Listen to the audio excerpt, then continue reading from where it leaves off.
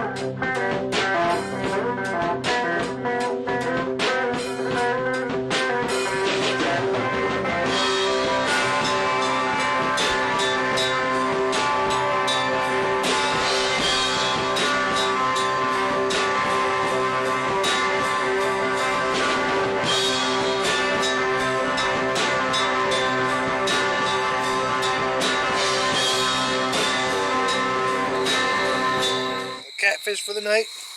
Woo, catfish! Beefy. Yeah. Get your head in it. High five! Whoa. There you go. I touched his whisker and it curled up. Catfish for the night. Yeah. That's amazing. See the yellows, And the greens. greens. That's a fatty too. People just were on a boat, didn't catch anything. And we caught something. My buddy Eric caught it with a piece of steak. Look, he's still sucking on it That's too. crazy. He's still sucking on it. Oh, let me take a picture with the, oh, I don't got a light. What are we gonna do with this? Release them. Release Catch it. them next time. Dad. Or let them have babies. Wow. Huh?